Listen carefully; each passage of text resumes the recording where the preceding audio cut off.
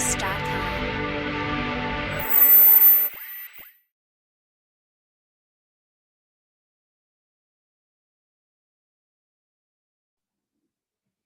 Okay, students, now we are going to start D and F block elements, and we are going to complete the D and F block element in one shot.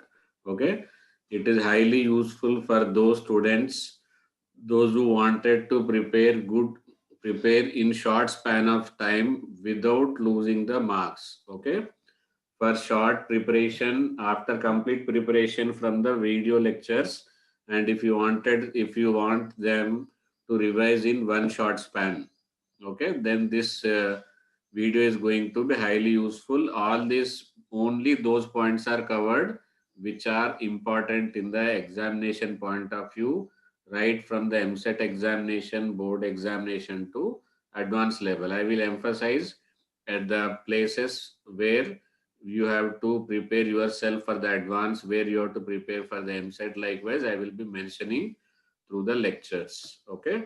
So let us see, start with the D and F block element one shot.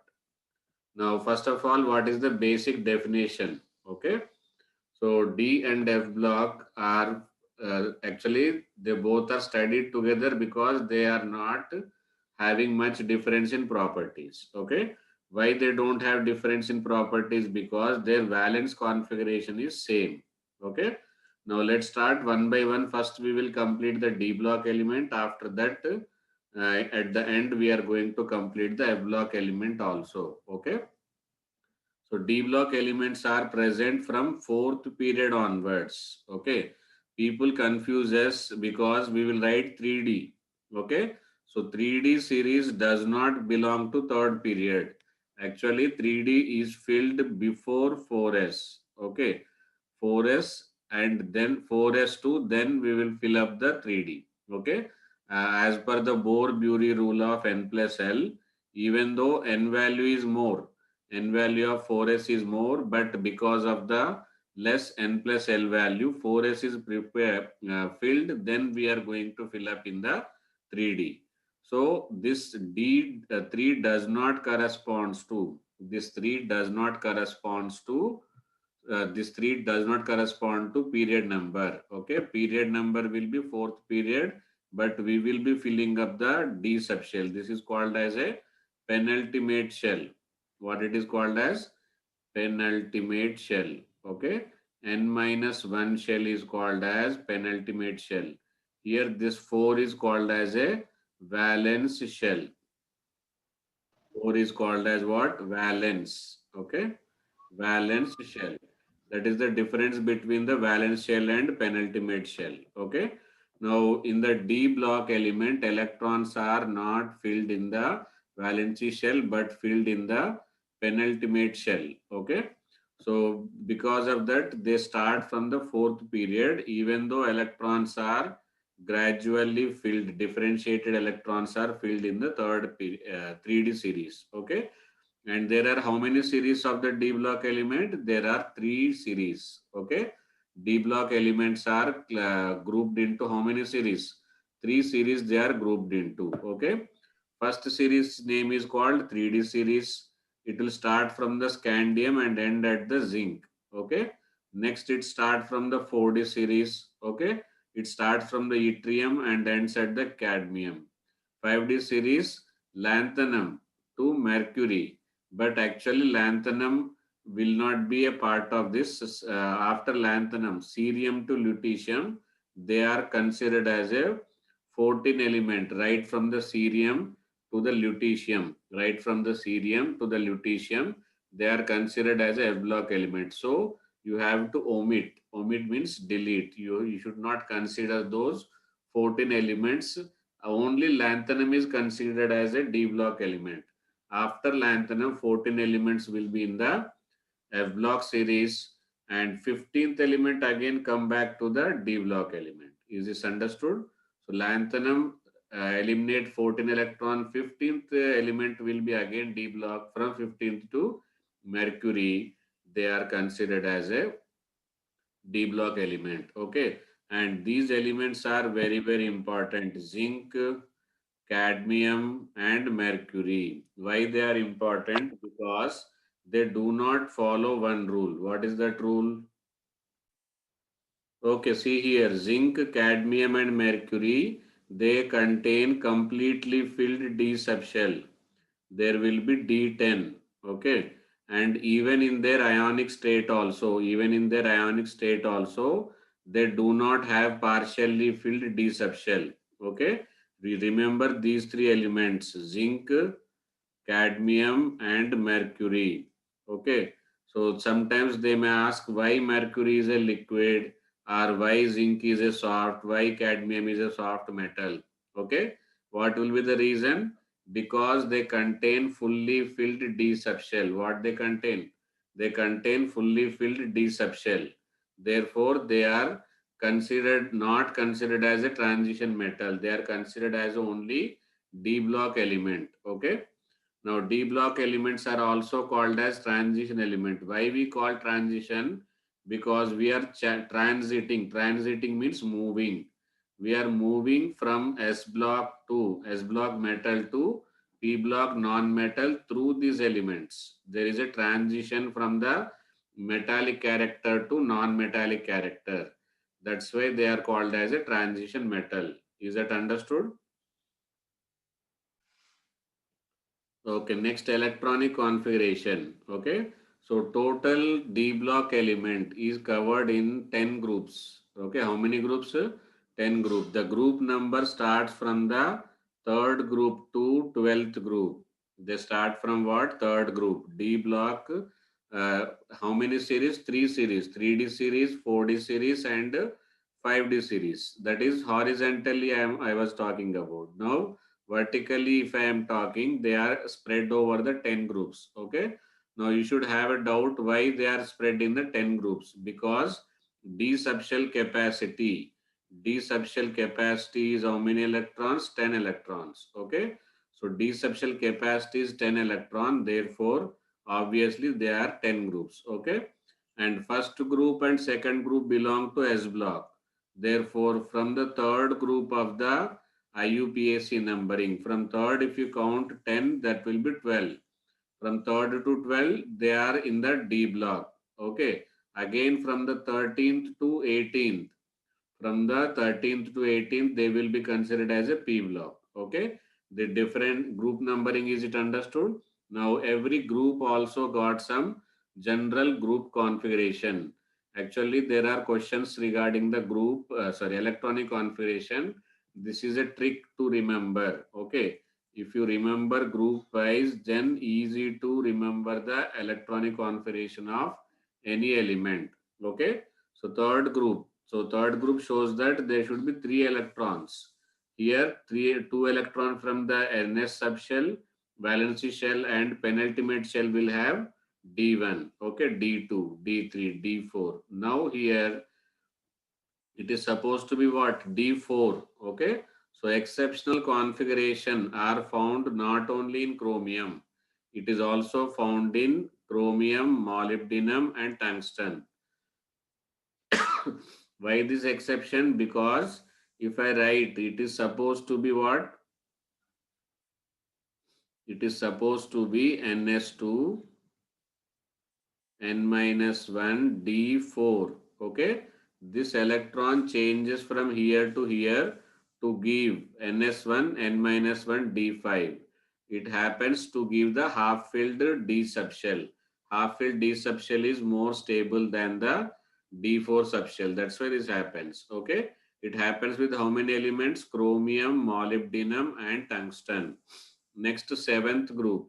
Seventh group as usual. Okay, NS2, N minus 1, D5. Here it is half filled stable and here it is fully filled stable.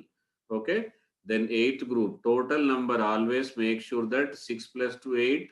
That must be equal to 8. Okay, see 2 plus 1, 3. So that must be equal to 3.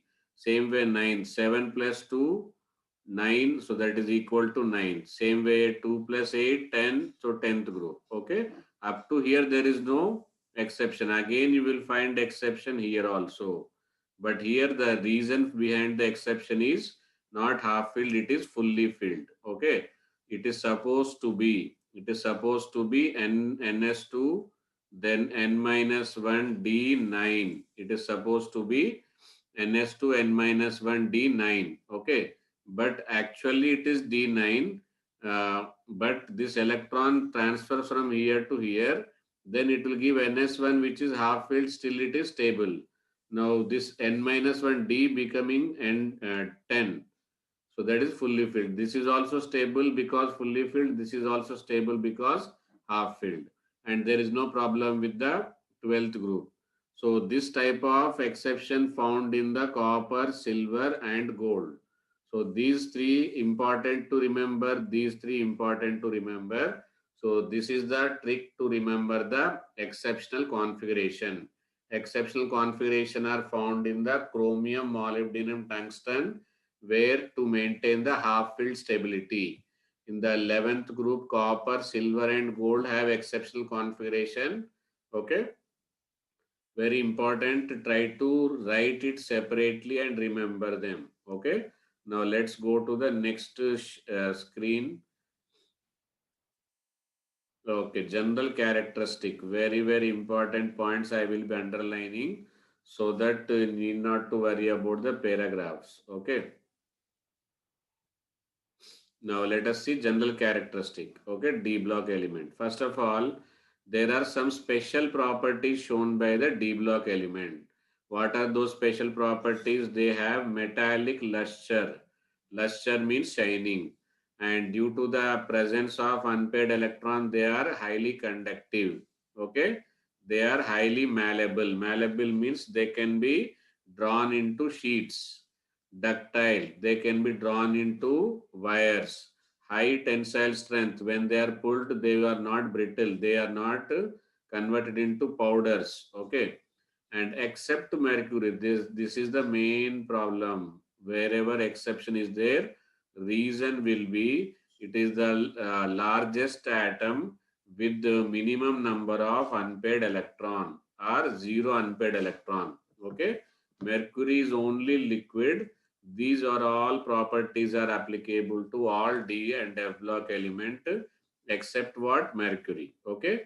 Then atomic radius is between S and P. Between S and P means S subshell atoms are more than D than P. Okay.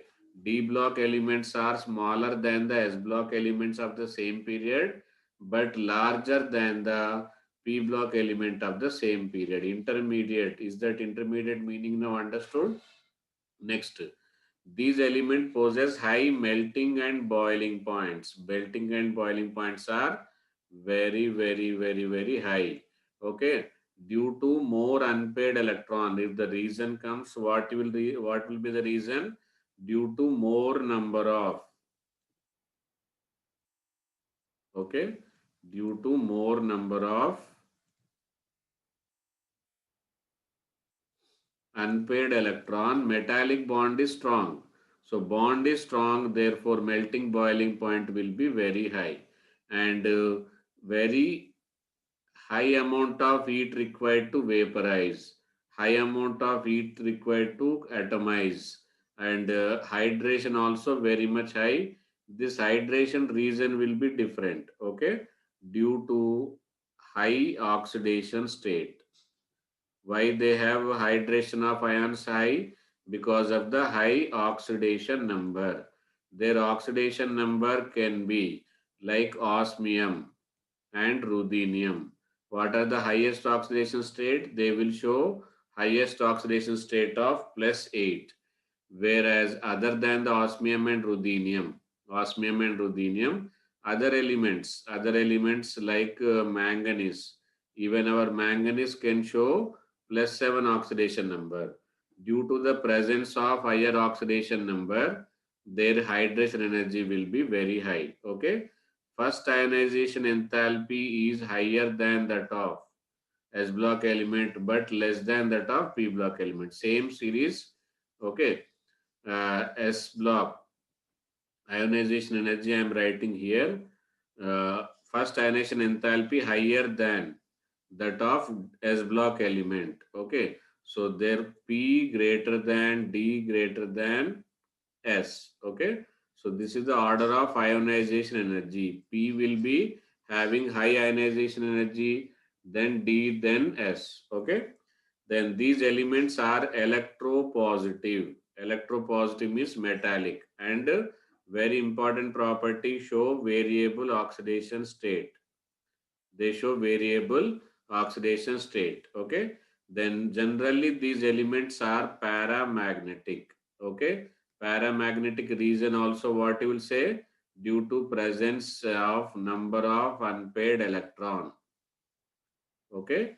Number of unpaired electrons are more, therefore they are paramagnetic, and they are colored also will be same. Color, there will be how many reasons? Three types of reasons are possible. Okay. First one is DD transition. What can be the reason? Due to DD transition. And second reason you can write is charge transfer. Color compound reasons are due to DD transition, charge transfer, and third is presence of unpaired electrons. Okay, these are the three reasons. Then these elements forms interstitial compounds, very important reason. And interstitial compounds are chemically inert, hard, and have high melting and boiling points. Okay, note down this.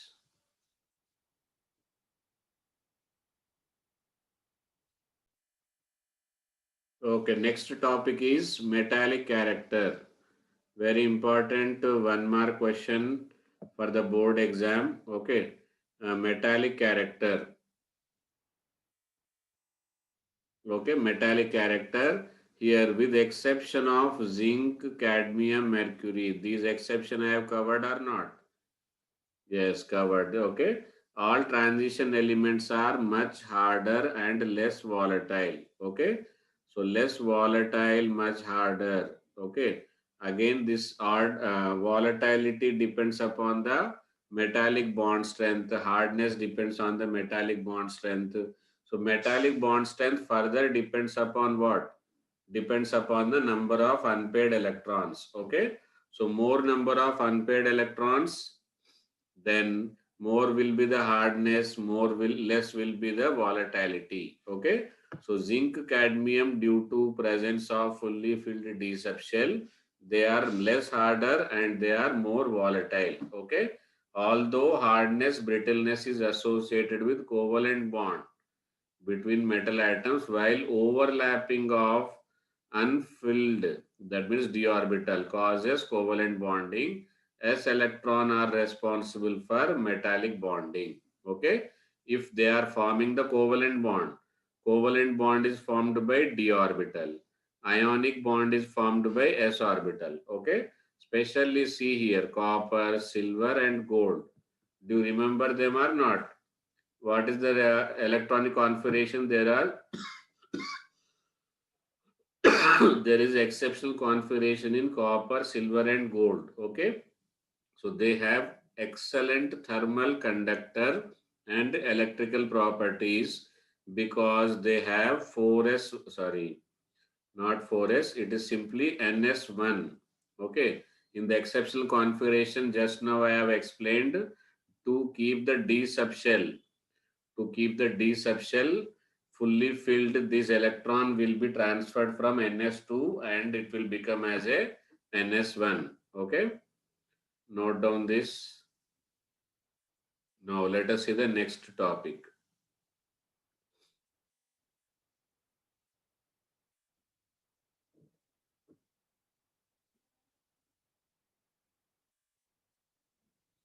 Oxidation state. Next topic is what? Oxidation state.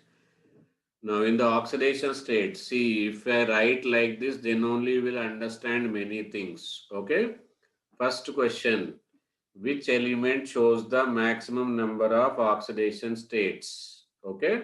If the question is which element shows the maximum number of oxidation states in the 3D series, what is the answer?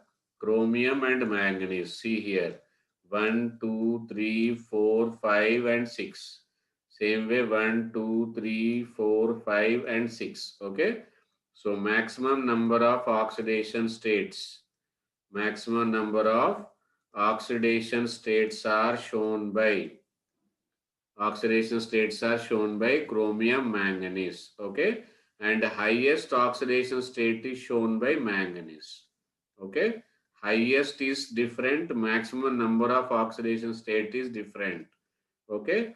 Highest oxidation state is shown by manganese. Okay. Say next is iron, next cobalt and C. Scandium shows only one oxidation number. Same way zinc also shows only one oxidation number. But among them scandium shows the highest oxidation state of +3, whereas zinc shows only one oxidation state of +2. Okay. Is that clear now? Let us go for the next topic. Okay, ionic radius variation. Very important. Okay, ionic radiation variation. Why it is important? Because there is no regular variation. First decreases. Okay, then almost same. Okay, then decreases. Okay, first decreases, then increases, then constant, then increases. Okay, this is the variation. First decreases, then constant, then increases. Okay, first decreases, then same, then increases. Okay, that variation already I have explained in detail with the screening effect. What is the reason? Due to screening effect. Okay, what is the reason? First one is due to screening effect and nuclear charge. Here from left to right, first starting from left to right, screening effect is more less. Therefore, nuclear charge will increase. Effect of nuclear charge will be more up to here. Nuclear charge effect is more, screening effect is less. Okay, screening effect is less. Therefore, what happens? Due to higher nuclear charge, then atomic size decreases. Then here screening effect is almost equal to nuclear charge, therefore constant. Again there will be increase. Why there is a increase? Because screening effect is more, nuclear charge is less. So screening effect increases, atomic size increases. Okay, so that is what here it is explained. Okay, now let us see the next one. Okay, next one it is regarding the catalytic properties. Okay, you will find most of the reactions are catalyzed by the transition metals like palladium, platinum. They are all what? Transition metals only, iron. Okay, so why catalytic properties? Why transition metals show catalytic properties? Okay, first, incomplete outermost shells. What is the reason? Due to incomplete. And first reason is they can locate the lone pair of the reactant in the incomplete subshells. Okay, and their ability to form multiple oxidation state. This is used in the homogeneous catalysis. Where it is used?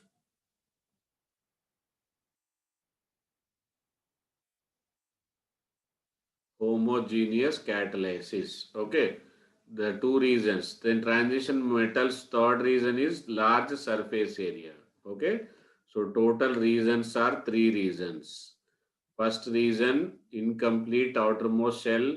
Second reason, ability to form variable oxidation state, and third one is they provide large surface area. Okay, so in the hydrogenation of vegetable oils, which property is used? Large surface area.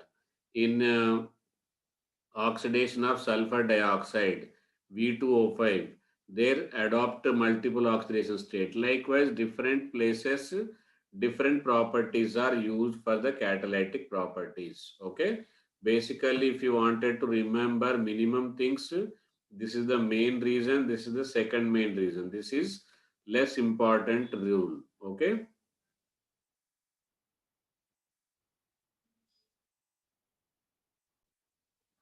Okay, next is magnetic properties. Okay, magnetic properties is when magnetical field is applied, then there are two types of behaviors are observed. Okay, this is the 2020 advanced question. Magnetic behavior when magnetic field is applied.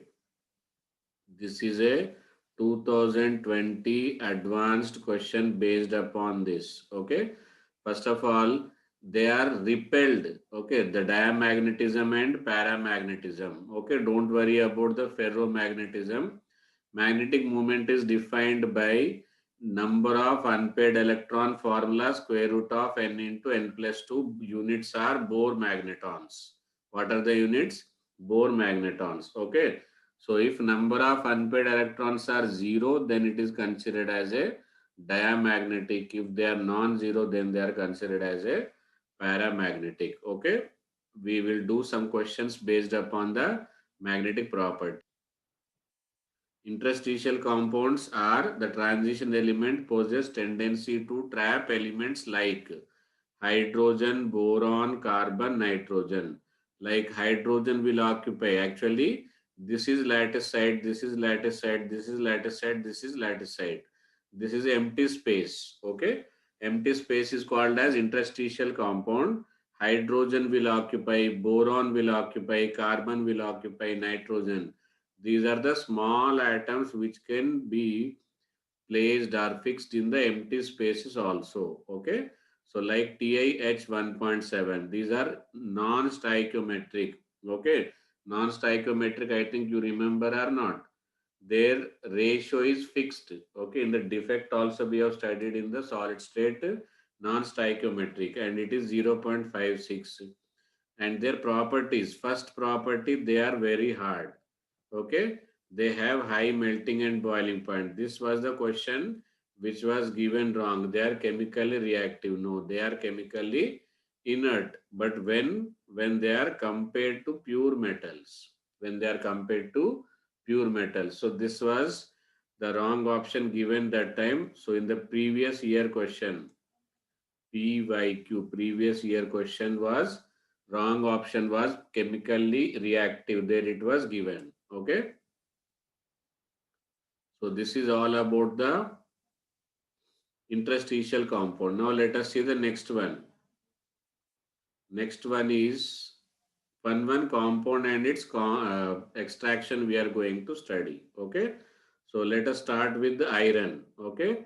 For extraction of any element, first thing we should remember is its ore. Okay. And iron ores are basically oxide ore or sulfide ore. Okay. Hematite. Which type? Hematite Fe2O3 is hematite. Magnetite is Fe3O4. Magnetite is a oxide, mixed oxide. Fe3O4 is a mixed oxide of Fe3O4 is a mixed oxide of Fe2O3, Fe2O3 and FeO. Okay. So this is what, see, when I mix 1 mole of Fe2O3 with 1 mole of FeO, what we are getting? Magnetite ore, Fe3O4, and sulfide ore also available, iron pyrites. Okay. It is a mixed ore with the copper also. Okay. Now for every extraction, there are some steps like concentration. First step is what? Concentration. So here the impurities available with iron are very heavy, sorry, light, but iron is a heavy metal. Therefore, it can be separated by using the gravity separation. And iron being the magnetic elements, therefore we can also separate them by using the magnetic separation. Okay. Iron is extracted from how many types of ore? Three types of ore. What are those? Hematite, magnetite and iron pyrites. Okay. Again, hematite, magnetite or iron pyrites. First step you will adopt. What is that method? Concentration method. Concentration method is based upon the difference in properties of element and its Impurities. Impurities are non-magnetic, iron is a magnetic. Therefore, we can use a separating method of magnetic separation. And iron ore are very heavy, whereas impurities are very light. Therefore, they can be separated by gravity separation. Okay. So this is about the iron ore and first step of extraction. Okay.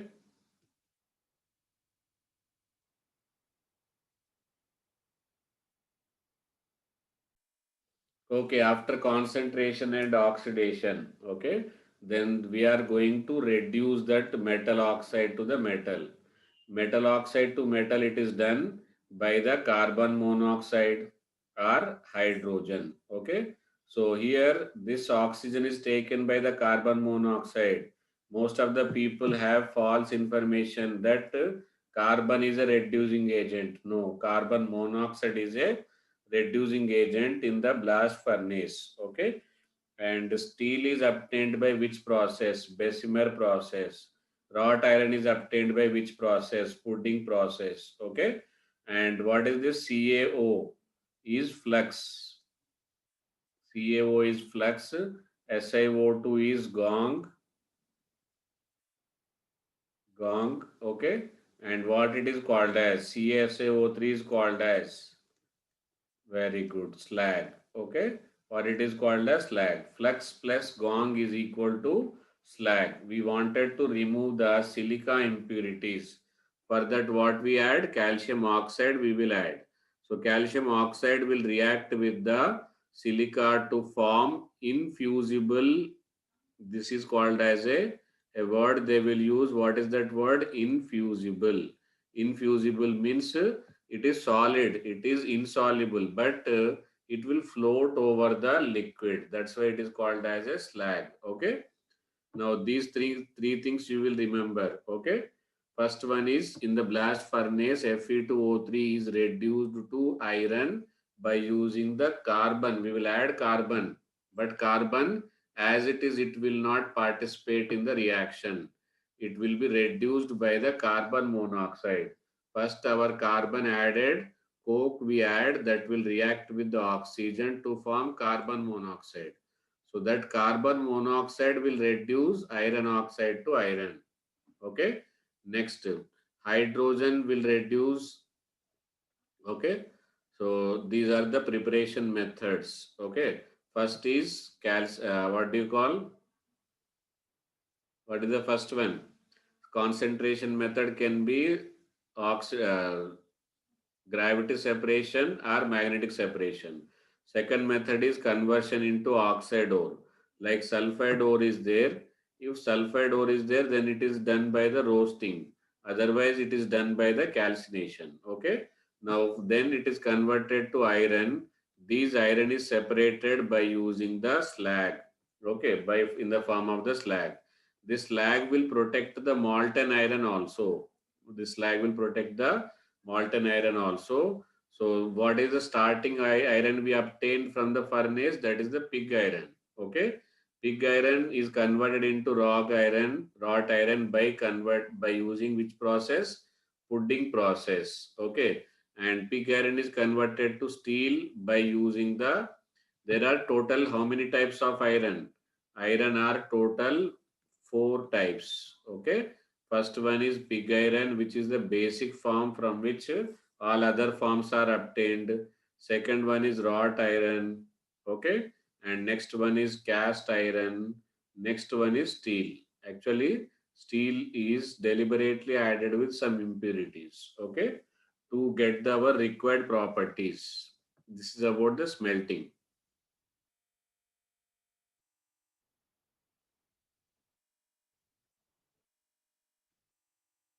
Okay, next, properties of iron. Iron are gray, white, crystal, lustrous. Very less luster will be there, shining. And it is highly tensile, highly ductile, highly malleable. And most importantly, it is a magnetic metal. Okay. So I am covering only the properties which are asked or which they will ask in the forthcoming examination. Okay. I am not giving you some hundreds of properties. which are examination point of view important. Okay. Iron when treated with sulfuric acid, it will form FeSO4 and sulfur dioxide and water. Fe plus steam, this is, it react with only steam to form Fe3O4. It react with nitric acid to form ferrous nitrate. It react with carbon monoxide to form iron pentacarbonyl. Iron pentacarbonyl. Okay. This is about the properties of iron.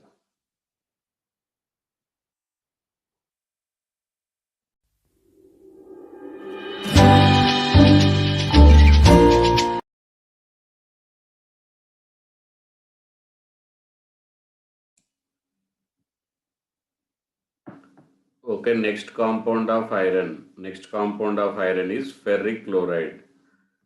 Ferric chloride preparation method. Iron when treated with dry HCl. When treated with dry HCl, that chlorine must be iron when treated with dry chlorine. That chlorine should not be moist chlorine, because if it is moist chlorine, then it will produce other product like hydroxide. Okay, so here you have to remember very important thing, dry chlorine. Okay, this was a previous question. Dry chlorine if not mentioned, then it will be a wrong answer. Okay, so this chlorine must be what? Dry chlorine. Dry chlorine must be correct answer. Okay, then if chlorine is not there, dry chlorine is not there, then it can be compensated by using the HCl. It can be compensated by using the HCl. Fe plus HCl plus Cl2 gives FeCl3 plus H2. Or by reduction of the Fe2O3 with the help of the HCl. Okay, with the help of the HCl, then it will convert into ferric chloride and H2O. Okay, this is the preparation method, 3 preparation methods.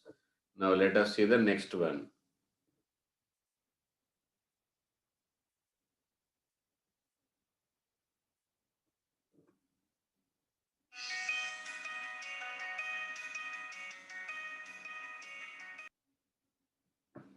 Okay, next is the properties of ferric chloride. Okay, in the properties of ferric chloride, if it is hydrated 6H2O, this will be an integer type question. FeCl3.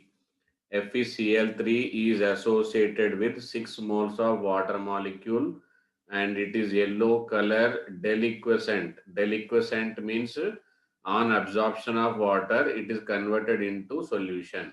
Okay, it absorbs the water from the atmosphere and converted into solution. There are another type, hygroscopic. Hygroscopic means after absorbing the water from the atmosphere, if it is converted into, after absorbing the water from the atmosphere, if it is converted into hydrated salt, then it is called as a hygroscopic. If it is converted into solution, if it is converted into solution, then it is called as a deliquescent. So this will form a solution, and it is a crystalline solid and highly soluble in water because it is a crystal, and also alcohol due to some polar character. But anhydrous, if water molecules are not there, instead of yellow color, that is dull color, it is going to be a dark color solid. Okay, so FeCl3 properties, physical properties understood. FeCl3 in the hydrated form, coordination number are attached with 6 moles of the water molecule. In the hydrated form, yellow color. In the dry form, it is dark solid. And when it is kept in the moist atmosphere, it absorbs the water and converted into solution. That's why it is called as a deliquescent. Okay, due to ionic character, it is soluble in water, and due to some polar covalent character, it is also soluble in alcohol. Okay, it is also soluble in alcohol. Now let us think about the FeCl3 plus H2O. This is what I told you during the preparation. If we treat the iron with moist chlorine, First it will form FeCl3, but afterwards it will react with the water to form ferric hydroxide. So we may not get the FeCl3 completely. So to avoid that, what we can do, we can add the dry chlorine only. Okay. Next, ferric chloride on heating, it loses chlorine and reduces itself. What is the difference? Here it is ferric chloride and it is ferrous chloride. This is ferrous chloride and this is ferric chloride. Okay. Ferric chloride on reduction. It can also be done by thermal reduction, or it can be reduced by using the hydrogen sulfide, or it can be reduced by using the stannous chloride. Stannous chloride also reducing agent. Here tin belongs to the 14th group. Tin belongs to the 14th group and as it is at the bottom, due to inert pair effect, it can show two oxidation number +2 and +4. Okay. Presently it is at the +2 oxidation number and it itself will undergo oxidation to form +4, that is stannic chloride, and it will reduce ferric chloride to the ferrous chloride. Okay. Ferric chloride is reduced from +3 to +2 and stannous chloride is oxidized from +2 to +4. Okay. Same is happens with here. And this is a colloidal sulfur. This is what? Colloidal sulfur. This is used in the qualitative analysis. Okay. Qualitative analysis. Colloidal sulfur. So to identify ferric chloride when it is passed through the H2S, the presence of sulfur confirms the presence of ferric chloride salt. Okay. This is about the properties. Make a note of it, then we will go further.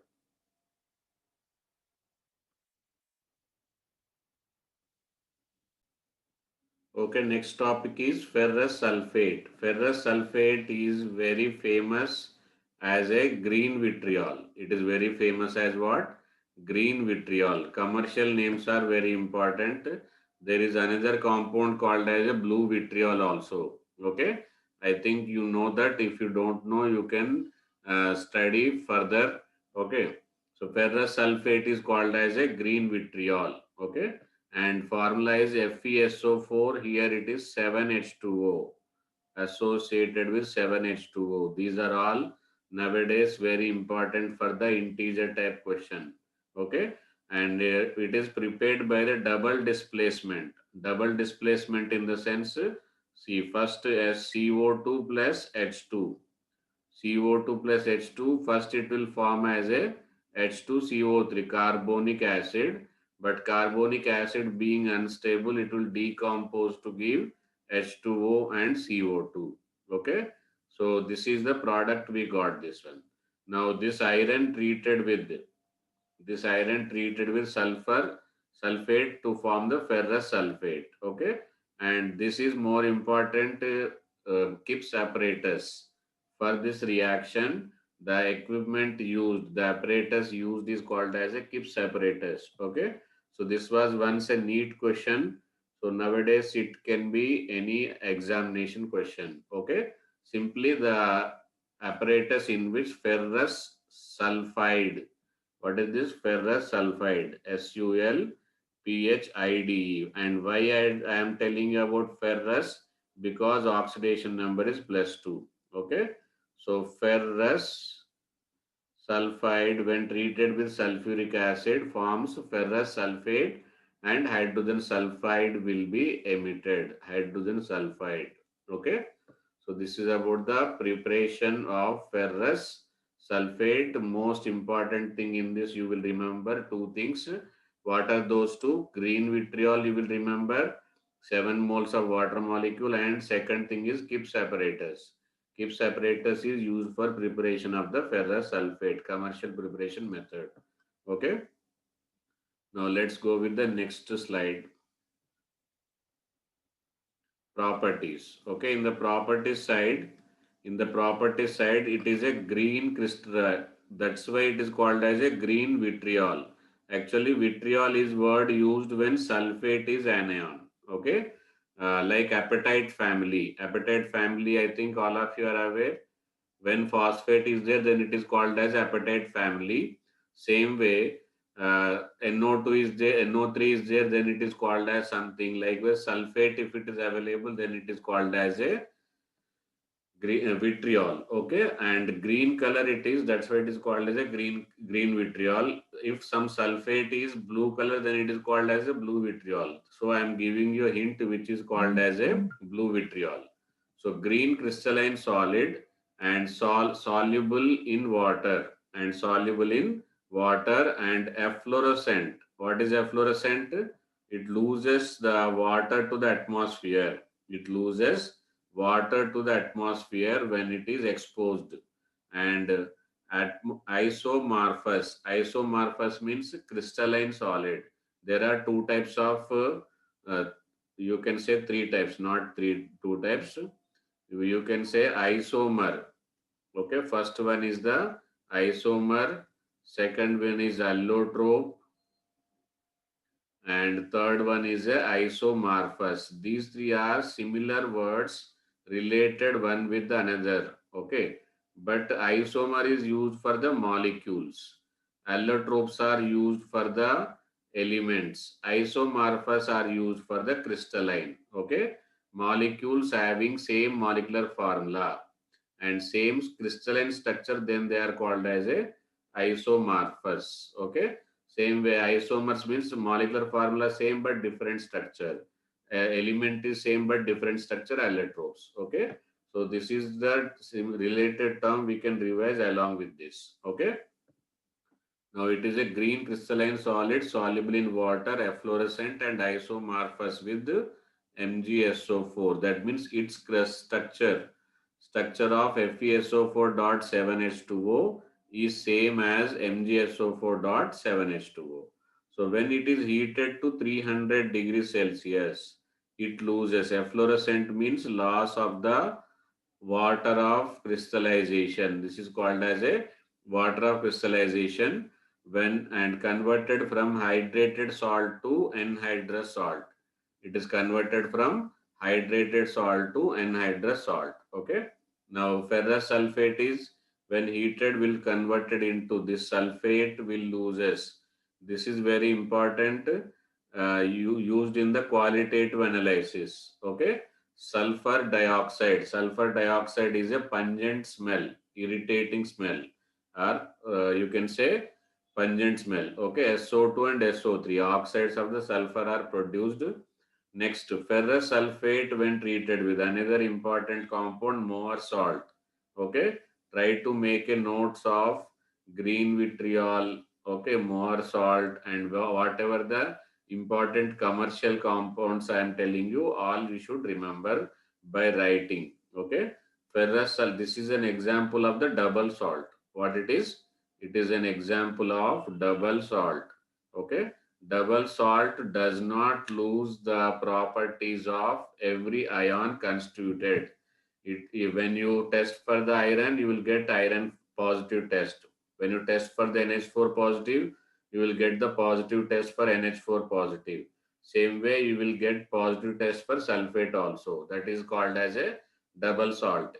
If one of the metal ion is not characterized in the test, then it is called as a coordinate compound. Okay. So this is about the properties of green vitriol. Otherwise, it is called as a FeSO4.7H2O. Okay. Now let's go for the next slide. Okay. Next, we have studied some important compounds of iron. Now we are going to study first of all about the copper. Okay. Iron extraction also studied, and types of iron also studied: pig iron, wrought iron, and wrought iron, cast iron, and steel. These are the four forms of the iron, and from where it is extracted. What are the ores of the iron? We have studied. Similarly, we are going to do it for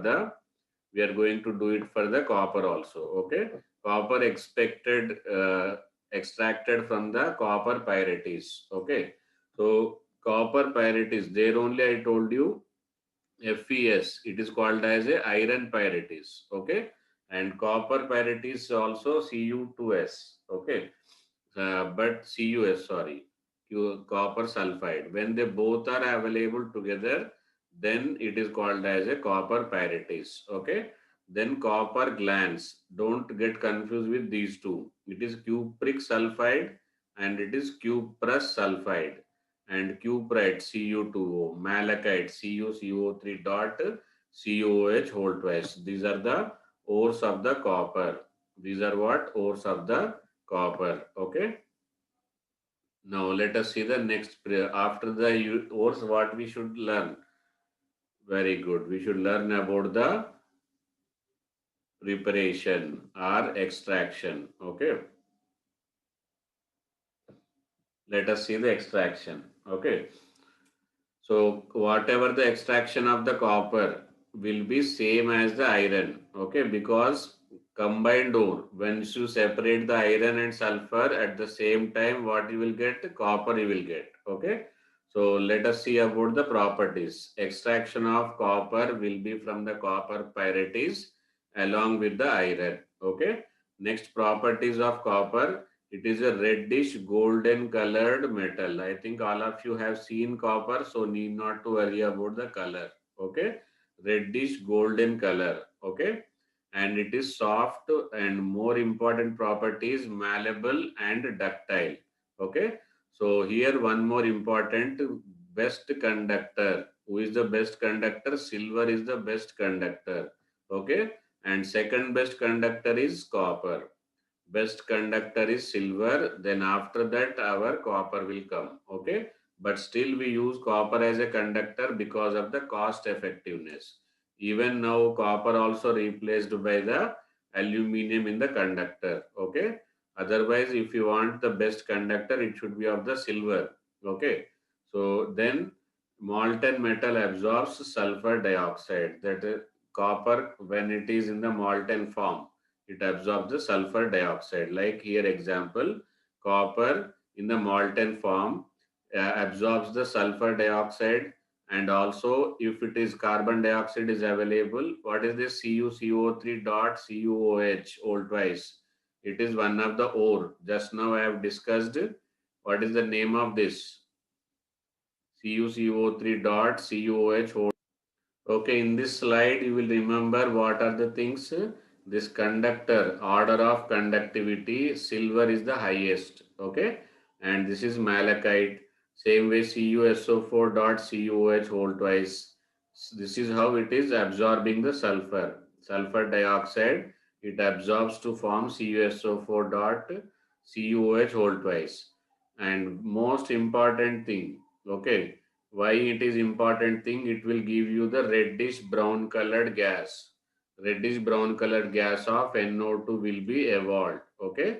When it is heated with concentrated nitric acid. It is treated with the concentrated nitric acid. Okay. So this is the test for identifying the concentration or metal copper. Okay. In the qualitative analysis, if a metal when treated with concentrated nitric acid evolves nitrogen dioxide, that means it is copper. Okay. So this is mainly you will remember only two things. As a summary, I am telling you silver and second one is malachite. Okay. And our copper is the second best conductor. Okay. Now let us go to the next slide. Next is the zinc. Actually, most important topic of this chapter are potassium dichromate, potassium permanganate, that we are going to start now. Okay. So zinc ores are zinc blend. Okay. Zinc blend is ZnS, and calamines ZnCO3, zincite ZnO. Okay. So try to, I will give you in our group, I will send all ores together. Okay. Especially D and F block, I will send the notes. Okay. So that you should write and practice. You should write and practice, because if you just read and practice, you there is chances that you may forget everything. Okay. So write and practice, and randomly you should practice. Okay. And if you discuss in the group, or when you are with the friends, if you discuss with the group, then it will be more competitive spirit and more formulas you can remember. Okay. Next, zinc is a bluish white crystalline solid. And here I will tell you this is very important, why it is important, and this is very important. Okay. So bluish white crystalline sol metal, brittle. What is the brittle? It does not convert into malleable or ductile. Okay. And why it is already I told you in the starting, because it does not it contain fully filled D subshell. So most of the properties of zinc are separate from the other element. This is one example. Okay. Other metals are malleable, ductile, but zinc is a brittle, okay, at ordinary temperature. But high temperature, if you are heating, then what happens? The electron can excite, then its malleable and ductile property may be that also not complete as other metals, okay. And zinc, when treated with oxygen, zinc oxide, this color also very important at low temperature and high temperature. We have studied in the solid state. Okay. Even though that was a topic of solid state, but as it is a D block element, they may ask here also. Okay. Due to the defect, there will be color change that we will discuss in the next slide also. So zinc plus H2O gives zinc oxide and hydrogen. Zinc plus H2O plus CO2 plus O2 gives again zinc carbonate and zinc hydroxide. Okay. When treated with concentrated nitric acid, it produces zinc nitrate, and this is sodium zincate. Okay. This will become soluble. When you are adding with the sodium hydroxide, it will become a soluble. Okay.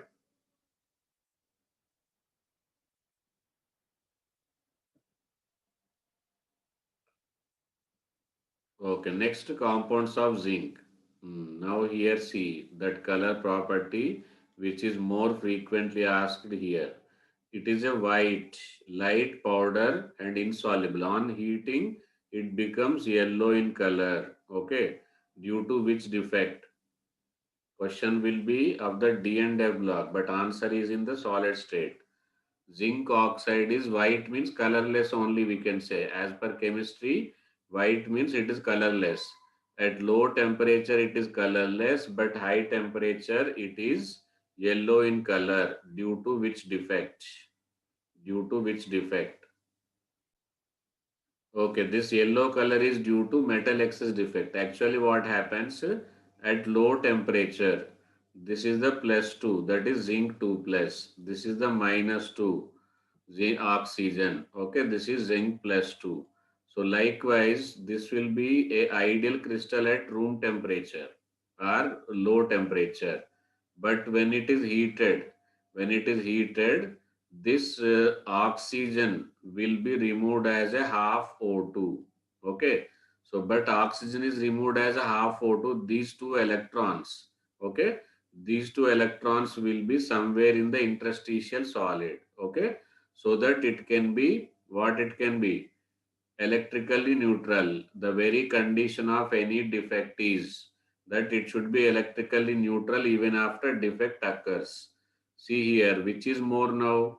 Plus 2, plus 2, plus 2. Okay, that means zinc is more. So this is a metal excess defect. Okay, metal excess defect. And why it is colored?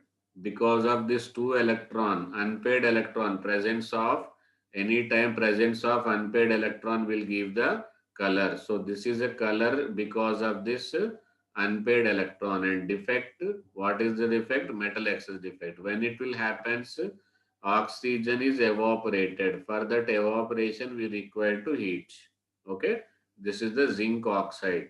This is the properties of zinc oxide. Preparation is not much important, and this brown color gas, wherever brown color gas is evolved and becomes colorless on cooling, that means it is NO2 only. Okay, actually NO2 is a brown color gas due to unpaired electron. But when it is cooled, two moles of NO2 will combine together to form N2O4, which is a colorless gas. Okay, this you will find most useful in the qualitative analysis and with the D and F block when they are linked up. Okay. Zinc nitrate on heating evolves brown color gas which becomes colorless on cooling. That means these two reactions are linked up together. Okay. Now let us see the next slide. Okay, properties. Properties, it is a white light powder and insoluble in water and becomes yellow. This zinc oxide plus H2. Again, it is reduced back to the zinc. This is called as a easy reduction. Okay, you need not to use any specialist reducing agent because it is less reactive. Okay, zinc oxide when treated with sodium hydroxide, sodium zincate. Now let us see the next slide. Zinc sulfide. Okay. Zinc sulfide, how it is prepared? It is prepared by the reduction of zinc sulfate. Zinc sulfate on reduction with hydrogen sulfide will form the zinc sulfide, or reduction with sulfur, zinc sulfate, or reduction in ammonia. This was a previous qualitative analysis question, previous year question. Okay, in presence of ammonia when zinc chloride treated with H2S. Okay, then zinc sulfide is formed. This is previous year question, so you may remember, and wherever sulfur is there, that also you should remember. Okay, now let's go to the next slide. Properties, it is white insoluble, white solid insoluble and soluble in mineral acid. What are the mineral acid? Anybody got idea what are mineral acids? Which are called as mineral acids? Okay, oxo acids are called as mineral acids like nitric acid, sulfuric acid. They are called as mineral acids and it turns yellow in the light and it is also called phosphorescence. What is phosphorescence? Emitting the light in dark. Okay. Slow combustion. Due to slow combustion, emission of the light in dark is called as a phosphorescence. Okay. Now let's go for the next slide. Zinc sulfate, white vitriol. See, so many vitriols we are going to see now. Okay. Green vitriol is iron sulfate, white vitriol is zinc sulfate, and one more blue vitriol is there that we are going to study now. Okay. In this slide, most important is heating effect. Heating effect of zinc sulfate. Okay. Zinc sulfate gives different product at different temperatures. Different product at different temperature. It is highly soluble in water. Okay. At 100 degrees Celsius, only one water molecule will be lost. At 280, all six water molecules are lost. If you still heat to the higher temperature, it decomposes to give zinc oxide. Okay. Epsom salt. Epsom salt, I think all of you remember. Okay. Green vitriol, you remember just now we have studied. Okay. Who will say the Epsom salt formula? Epsom salt is simply MgSO4. Magnesium sulfate is commercially called as Epsom salt. Green vitriol is FeSO4. White vitriol is zinc sulfate. Okay. Next, let us see the other slides.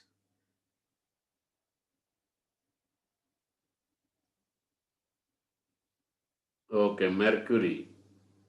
Oh, just a minute.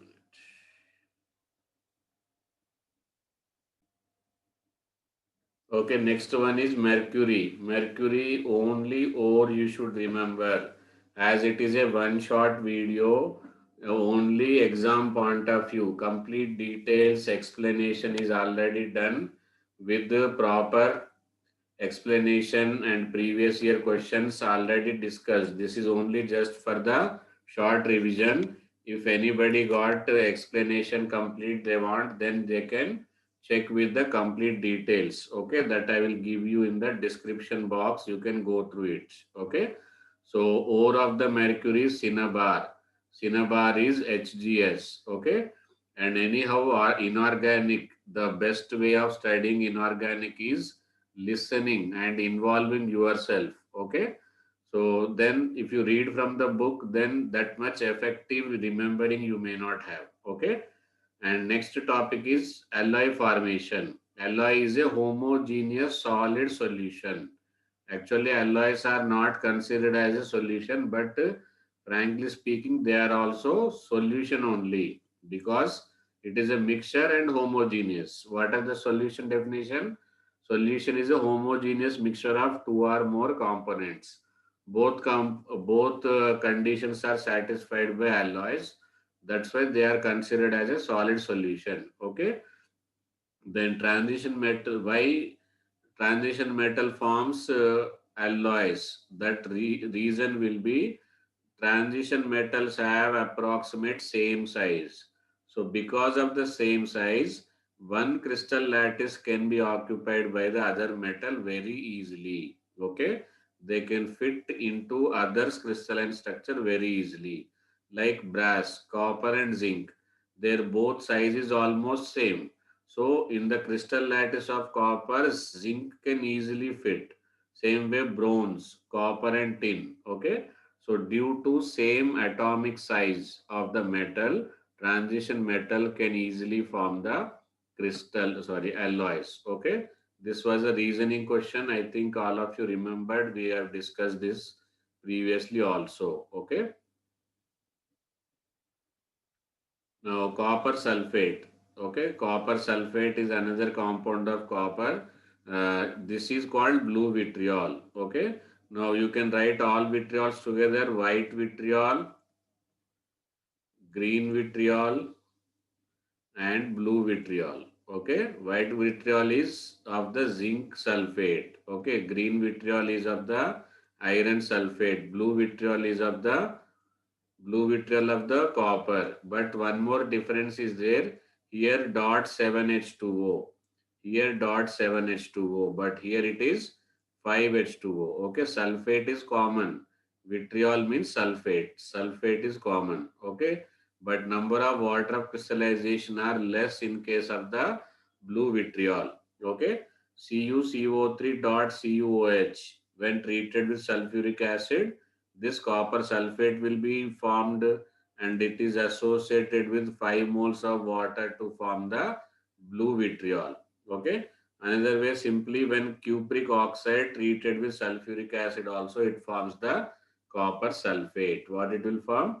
Copper sulfate it will form. Okay. Now let's see the next one.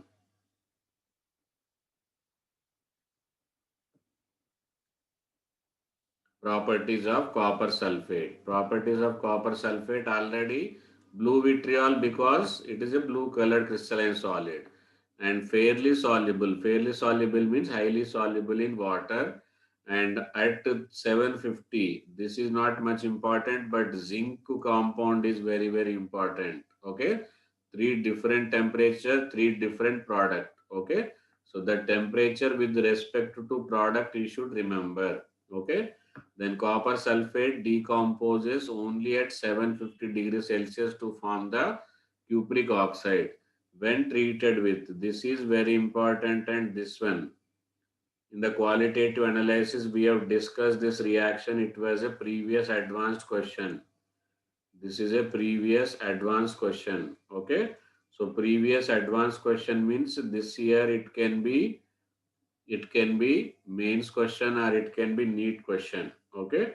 Then cupric sulfate when treated with potassium cyanide, copper cyanide will be formed. And this is very important. It is forming the ammonium sulfate and basic copper hydroxide. Basic copper hydroxide. Okay. Now let's see the next one. Uses of uses. Okay. It is used in electroplating. Okay, because of the less reactive, it can be used as a protective layer. Okay, and as an antiseptic to make Fehling solution. Fehling solution is used for inorganic. Inorganic Fehling solution is used for.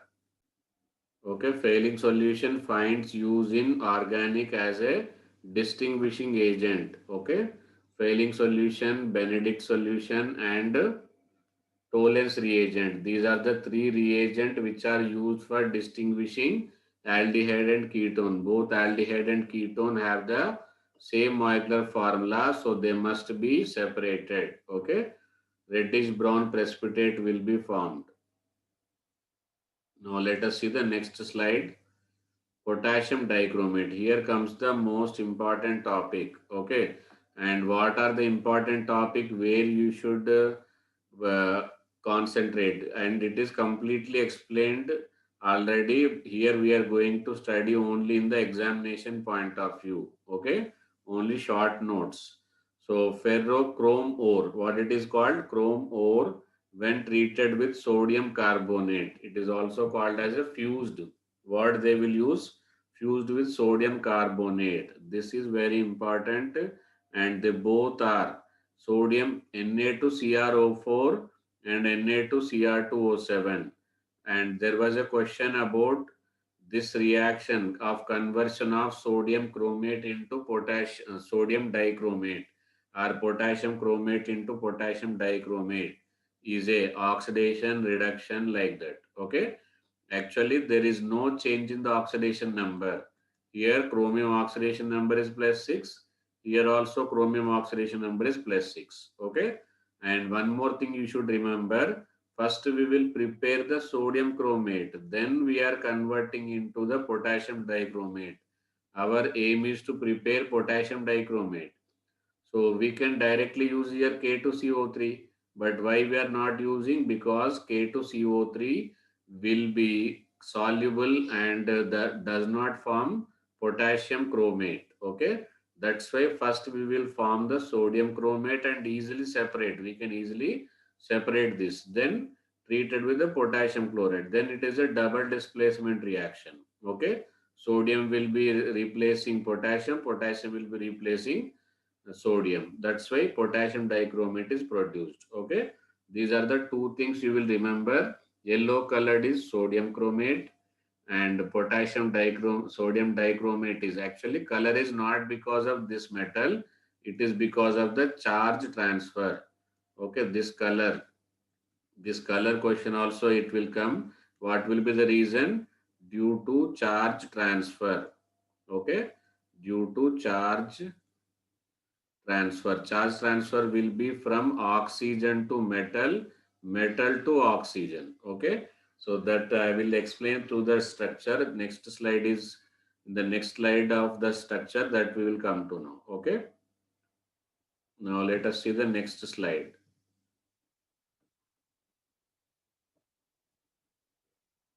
This is the structure.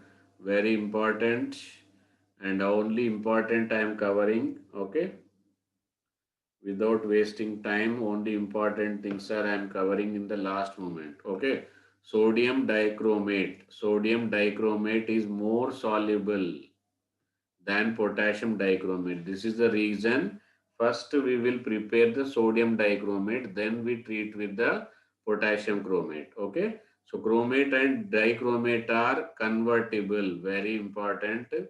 That is what I told you. Both oxidation number are same. Okay.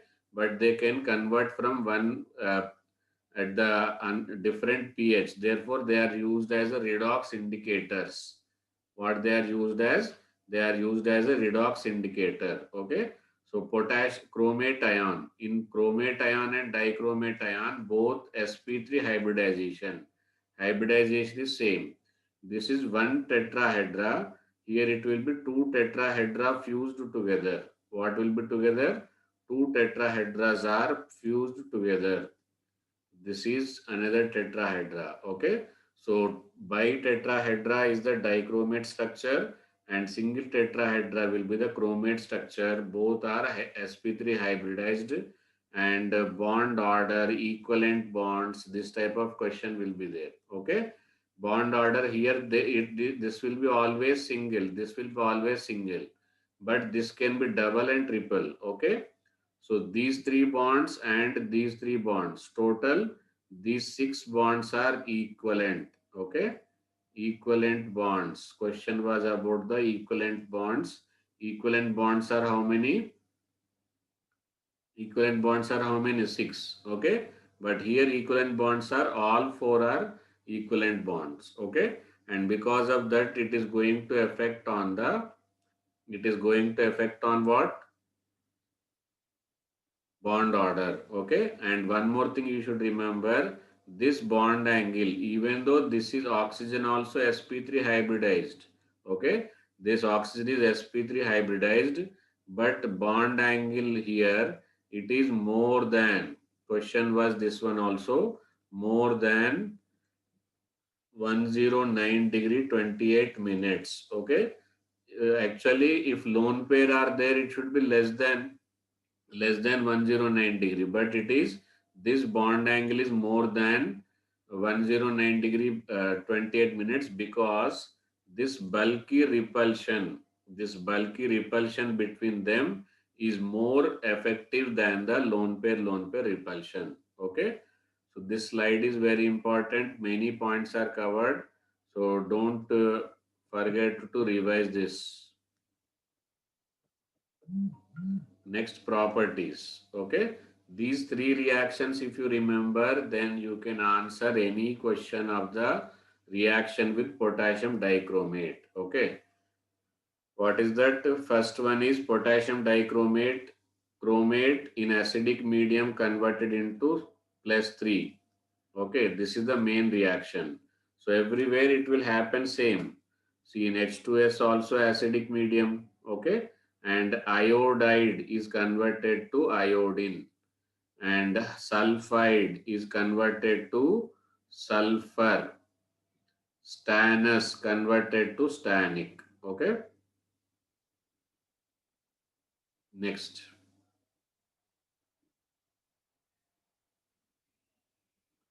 Okay, next, half reactions. Very important, not in this chapter. These are important in the redox titration. Potassium dichromate is a reducing oxidizing agent. Therefore, it will convert oxalate to the carbon dioxide, ferrous to the ferric, nitrite to the nitrate, iodide to the iodate. Okay. Next.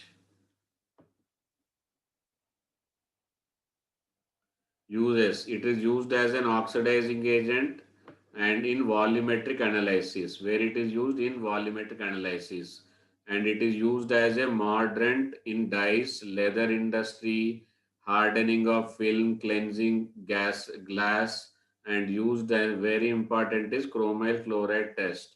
Chromyl chloride test formula will be CrO2Cl2. Okay, reddish brown vapors evolving will confirm the chloride ion. Chromate chloride test is used for identification of Cl minus in the given salt. Okay.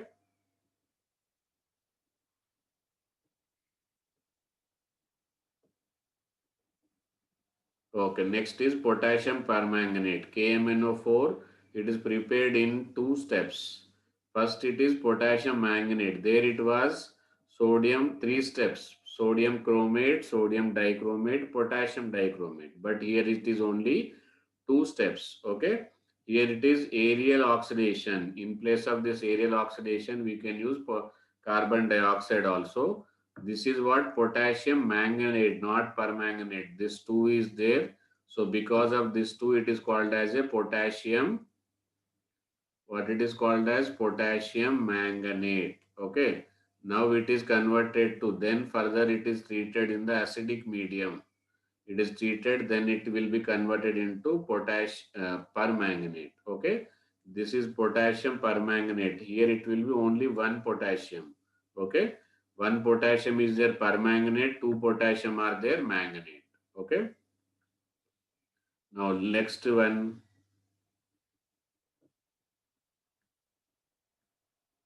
properties. It is also strong oxidizing agent, and more advantage is that it can act as a oxidizing agent in acidic medium, basic medium, and neutral medium also.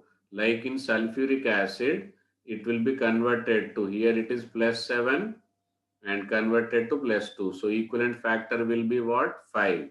And in water, it is converted from +7 to +4. So equivalent factor is 3. Okay. Potassium permanganate equivalent factor in neutral medium. Okay. Or it is also called as a dilute alkali or very dilute base. Then also equivalent factor will be same. Only in basic nature it will be equivalent factor will be 1. Okay. So 5, 3, 1. Acidic, neutral and basic. Okay. A and B. Acidic, neutral and basic equivalent factor.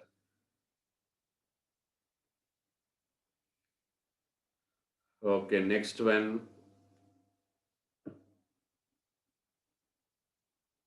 To acidified KMnO4. This is very important reasoning board exam question. Why we use sulfuric acid? Okay. Why we do not use HCl? Why we do not HNO3? Okay. Because HCl react with KMnO4 and produce Cl2. Actually, we wanted to react with H plus, but Cl minus will be oxidized to 0. So, some of the KMnO4 is consumed in oxidation of Cl minus to Cl. That will give you the wrong answer in the calculation. Second thing, HNO3 itself is a oxidizing agent. So this is also oxidizing agent. This is also oxidizing agent. So who is acting as oxidizing agent? Exactly not known. That's why we use only sulfuric acid whenever we say it as acidified potassium permanganate. Okay. And reaction you can write down KMnO4 oxidizes I minus to iodate sulfur hypo to sulfur dioxide, manganese to manganese dioxide. Okay, this is where alkaline are neutral. Okay, and this is a this year only 2020 advanced question. 2020 advanced question. I minus is converted to IO3 minus. Okay, integer type question. Actually, answer will be 0. Number of moles of I2 produced. So, answer will be what? 0. Advanced question 2020. Then acidic KMnO4 solution oxidizes. Oxalate. Oxalate, just now I told you C2O4, 2 minus to CO2. Ferrous to ferric. Nitrites to nitrates. NO2 to NO3. Iodide to iodine. See here, this is the difference. Okay. Acidic medium, it is converting iodide to iodine. But in alkaline and neutral medium, it is converting from iodide to same iodide. But it is converted to iodate, and here it is converted to iodine. If the question was a simple word acidic, then answer will be 6. Okay, that advanced question I am telling you. So this year only, so mains there may be chances. Advanced question will be mostly next year mains question.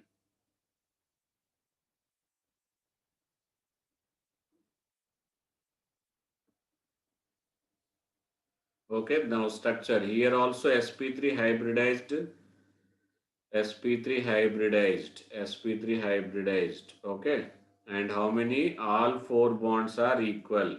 All 4 bonds are equivalents. Okay, equivalent bond means now it is single bond. Afterwards, it can be double bond. This migration.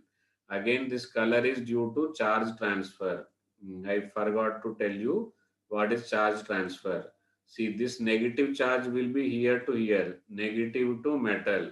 Then this will be moving here. This is called as a charge transfer. So because of the charge transfer, these potassium dichromate and potassium permanganate are very, very colorful. Okay. And used in preparation of Cl2, then disinfectant, oxidizing agent, very important, Bayer's reagent. Okay. In organic, it is used as a Bayer's reagent. Understood? Now let's see the next one. Mercury halides. Mercury contains 2 types of halides, mercurous and mercury. Mercurous, sorry. Okay, mercurous and mercury. Very important. People forget to write it as a Hg2Cl2. You cannot write HgCl because there will be a covalent bond between the Hg and Hg. Okay, so never write HgCl. HgCl does not exist. Always you should write Hg2Cl2 only. Okay, so because of this bond, I am telling you, mercury chloride, mercurous chloride prepared by heating mercury chloride and mercury in iron vessel. Okay, HgCl2 converted into Hg2Cl2. It can also be obtained by the reduction of mercury 2 chloride with the reducing agent like SnCl2. It itself will oxidize to +4 and reduce the mercury chloride to mercurous chloride. Okay, now let's see the next point. Properties Hg2Cl2 on heating. It is highly unstable actually, converted to mercury chloride. And I think you remember all of you HgNH2Cl and Hg plus NH4. Okay. Next, silver nitrate. Silver nitrate is lunar caustic. What it is called as? Lunar caustic. Okay. AgNO3. It is used in preparation of AgNO3 is lunar caustic, and it is silver is used in preparation of lunar caustic with nitric acid, and it will convert. It is a colorless crystalline compound soluble in H2O and alcohol.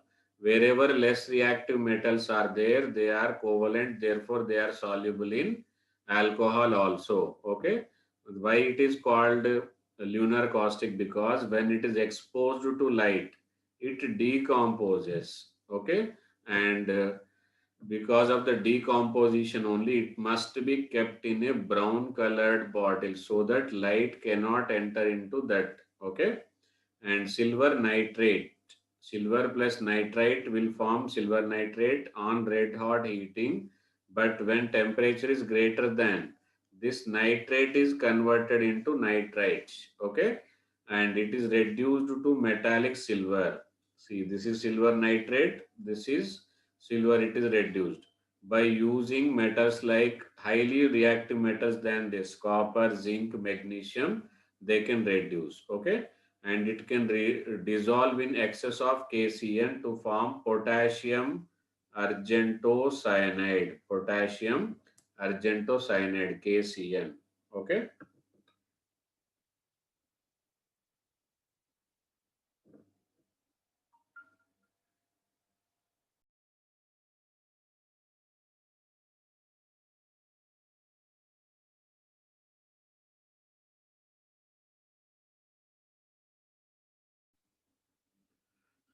Okay, students. Next compound is silver halide. Silver halide, out of them, most important silver halide is silver bromide. Okay. Silver nitrate when treated with aqueous potassium bromide, it will form the silver bromide. Okay. And potassium nitrate will be formed. About the silver bromides, it is a soft, pale yellow and water insoluble salt. It is a soft, pale yellow, water insoluble salt. And silver bromide being crystalline structure, it is FCC. FCC, face centered cubic. Okay. And silver bromide reaction with triphenyl phosphine is most important. Triphenyl phosphine. Okay. Actually, it is supposed to be like this. pH3. Okay, this is the pH3 structure, but here it is now replaced with C6H5. It is replaced with C6H5. This is PPH3 thrice. Okay, PPH thrice. Now it will be a compound where Ag positive, Ag positive will be accepting lone pair of electron. This lone pair of electron will be donated to silver positive. Okay, so this is tris triphenyl phosphine. Why it is tris is used? Because already one more tri is this tri is because of the three phenyl groups. Okay, And this is available how many times? 3 times. Okay. So that's why this is called as a tris triphenyl phosphine product. Okay. In this, coordinate covalent bond will be between the silver positive will be acceptor, triphenyl phosphine how many quantity? 3 quantity will be acceptor. Okay. So this is about the silver halide, that is silver bromide. Okay. Now let's see the next one. Next one, the same category, the same reaction can happen with the can also happen with ammonia. Triphenyl phosphine also donor and ammonia is also donor. So ammonia will be donating and same way here. Sorry, it is three. Okay, it is ammonia. Okay, this is not triphenyl phosphine now. It is ammonia will be donor and silver will be acceptor. Okay. Same with photography. Why I am talking about silver bromide? Because silver halide, especially silver bromide, is used commercially important compound in the photography. Okay. Ordinary black and white photographic film consists of a celluloid. That means the transparent plate you will find that reel, what you call it as a reel, that is made up of the celluloid strip. Okay. Now it is coated with cell emulsion. Okay, emulsion. In the emulsion, there will be two parts, liquid in liquid. That one liquid will be silver hydride, especially silver bromide. So, being commercially important, these properties and preparation we have studied. Okay. Now let's see the next one.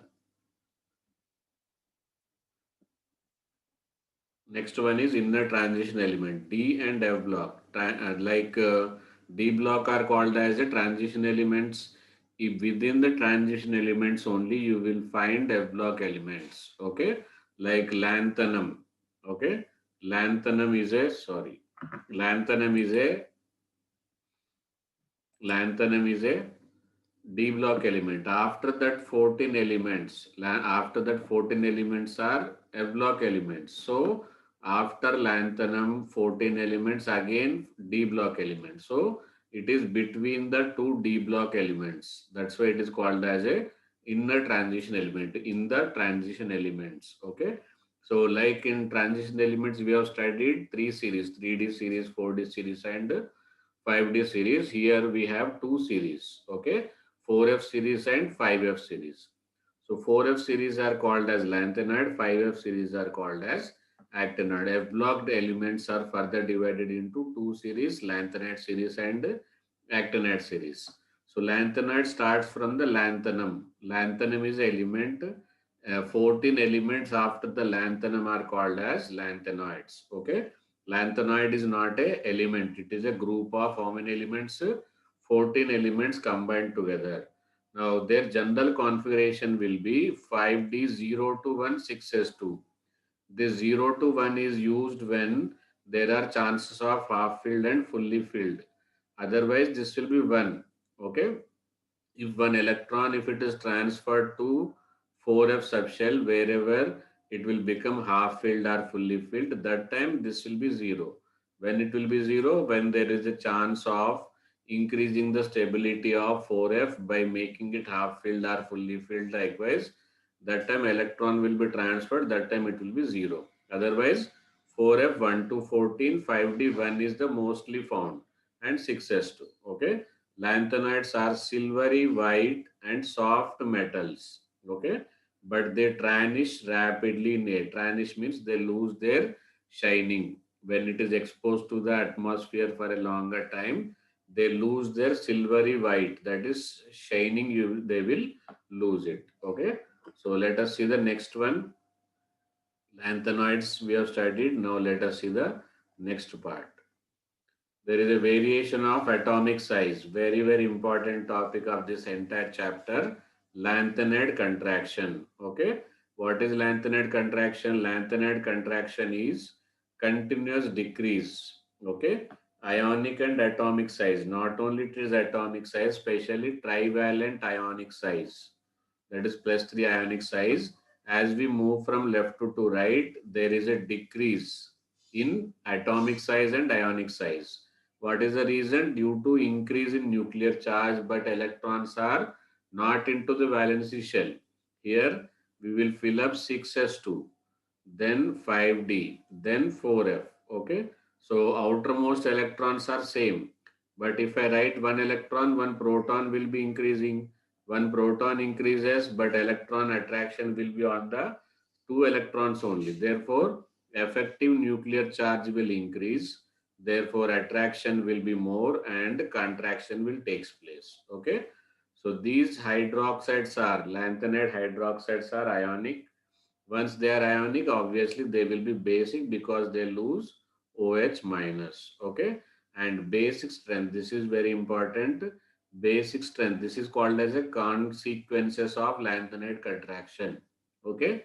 When metal it is bigger in size, a metal when it is bigger in size, it can lose OH minus easily. But due to contraction, size decreases, so tendency to lose OH minus also decreases. Therefore, basic strength decreases. Okay. Next, lanthanides are colored in both solid and aqueous state. Lanthanides in the trivalent, that is 3 positive and 3 positive. Okay. So neither La positive and Lu3 positive shows any color. Okay. Why? Because this is fully filled, no unpaired. This is zero filled in the F subshell, there is no unpaired. Therefore, lanthanum starts from the lanthanum and ends at the lutetium. Starting and not last element will not show due to no unpaired electron. Okay. And lanthanide ion shows XF minus electron have similar color to those 14. That means suppose let us take 4F3. Okay, 4F3 color will be same as 4F14 minus 3. Okay, so this unpaired electron and this unpaired electron will be same. Number of unpaired electrons same, therefore color will be same. Okay, is that understood? Now let's go for the next topic. Next topic is again same properties of lanthanides only. So in the lanthanide properties, many trivalent lanthanide ions are colored both in solid state. Same 14 minus X. Okay, 3 example. Then lanthanide ions other than F0 type, that is lanthanum and cerium. Okay, same way F14 type, YB, tribium and lutetium. All are paramagnetic because there are no chances of unpaired electron. No unpaired electron, no paramagnetic. Okay. And paramagnetism exists maximum in neodymium. Neodymium shows the maximum paramagnetic nature. Okay. So let us go for the next slide. Oxidation state of cerium plus. There was a question related to this. That's why I'm specially emphasizing oxidation state. Cerium plus some elements favored its noble gas configuration, but its strong oxidant revert to common plus 3, even though it is plus 4. Okay, it can convert into plus 3 because the common oxidation state of the lanthanide. Okay, E naught value of cerium 4 plus to cerium is plus 1.74. Okay, that means it is don't wanted to convert. Okay, the reaction rate is very slow. Hence, it is a good analytical reagent. Wherever we want to identify this, due to the slow reaction rate, we can comfortably identify that substance. Okay, next.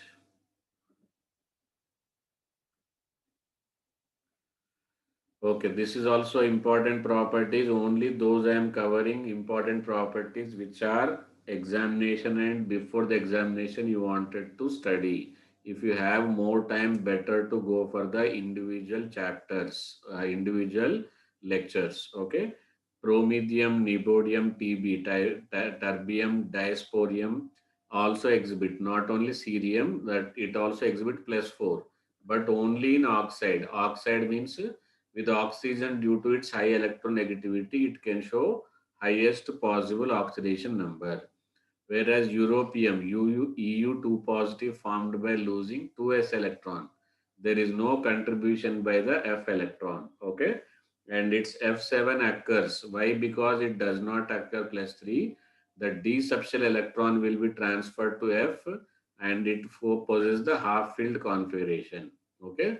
But EU2 plus is a strong reducing agent because it changes to oxidizes to plus 3. Okay. Same is with YB plus, same is with TB4 plus. Okay. These are all the exceptional configuration due to half-filled configuration. Okay. Then reactivity of lanthanides are very reactive metal like alkaline earth metal. Alkaline earth metal because two electrons are there in the valency shell. Okay. Next. Actinoids. Actinoid series are simply 5F series. Their 4F series 14 elements are called lanthanides and 5F series elements are called as actinoid. Their general configuration will be 5F 1 to 14, same case 0 to 2, okay, 7s2. Understood? And they also exhibit same plus 3 oxidation state. All actinides are strong at reducing agent and very reactive.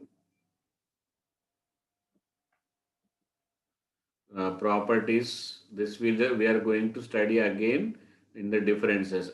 All actinoids are strong reducing agent and very reactive. Actinoids are also reactive with oxygen, hydrogen, and sulfur like lanthanoids. Lanthanoid and actinoid properties, most of them are same. Actinoids are radioactive in nature, therefore difficult to study their chemical nature. Okay, like lanthanide contraction, here it is actinide contraction. Same ionic radii and atomic radii decreases.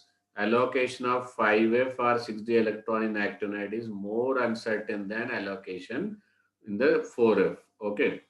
4F and 5D we can explain easily. There are not much anomalies, but allocation in 5F and 6D is very, very different. Okay, there are more number of anomalies of the 4F and 5D orbital and because of the external shielding effect. Okay, now these important are these differences. Okay.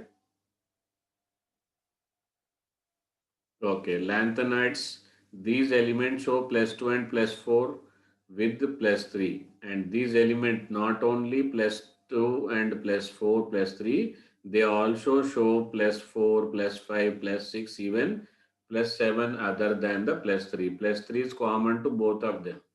Other than this, they show only plus 2 and plus 4. But here they show plus 4, plus 5, plus 6, plus 7 like that. Okay. Then most of the lanthanoids are colored, but these are also colored. These elements show less tendency to show for complex formation, that is coordinate covalent bond. They have greater tendency to form coordinate covalent bond, and they are non-radioactive except promedium. They are most of them are more radioactive. These are less basic. These are more basic. This is about the differences between lanthanide and actinoids. Okay, I hope all points you are understood and all topics which are examination point of view important I have covered. And mostly if you have any problem you can go through that syllabus for the advanced level in detail with the individual lecture. I will give you that link in the description box. Kindly check it in the description box. Okay. Thank you for watching. All the best from your for your examination from VIJ CHEM. See you. Bye bye.